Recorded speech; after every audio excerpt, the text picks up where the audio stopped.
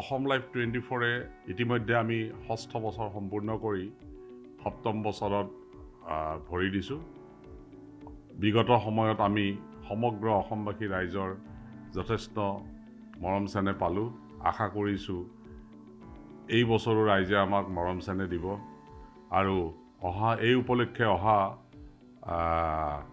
7 ফেব্ৰুৱাৰীৰ দিনা শংকৰদেৱ কলাক্ষেত্ৰত থকা নৱনিৰ্মিত দামোদৰদেৱ যিটো ভৱন, আন্তৰ্জাতিক ভৱন, তাত আমি এখন সাংস্কৃতিক সন্ধিয়াৰ লগতে আমি বঁটা বিতৰণী সভা অনুষ্ঠিত কৰিম।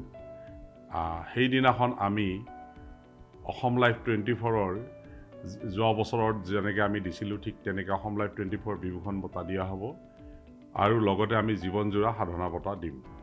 ইয়াৰ উপৰিও আমি সৰ্বোত্তম সাধনা বঁটাও সেইদিনাখন আমি দিম।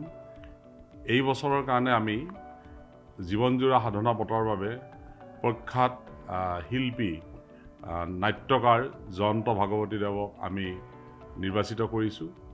ঠিক তেনেকৈ অসমৰ এগৰাকী যথেষ্ট প্ৰতিভাসম্পন্ন আৰু যথেষ্ট নামী, যথেষ্ট আদৰ তথা শ্ৰদ্ধাৰ আমাৰ জে.পি. দাস ডাঙৰীয়াক আমি জীৱনজোৰা সাধনা বঁটাৰ বাবে নিৰ্বাচিত কৰিছোঁ।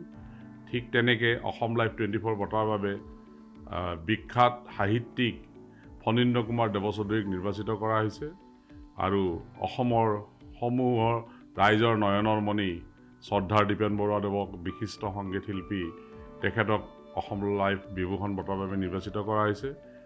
ডক্টৰ পূৰ্ণিমা দেৱী বৰ্মন বিশিষ্ট পক্ষী সংৰক্ষক, তেখেতক নিৰ্বাচিত কৰা হৈছে আৰু গুৱাহাটী উচ্চ ন্যায়ালয়ৰ প্ৰসিদ্ধ তথা খুব নাম কৰা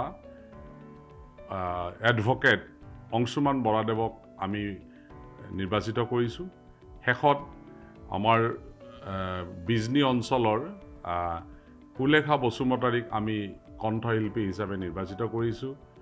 আশা কৰিছোঁ সমূহ ৰাইজে আমাক সেইদিনাখন উপস্থিত থাকি যথেষ্ট আমাক আনন্দিত কৰিব আৰু সন্ধিয়া 4 বজাৰ পৰা অনুষ্ঠানটো আৰম্ভ হ'ব। অসমৰ সমূহ ৰাইজৰ আমি উপস্থিতি কামনা কৰিলোঁ।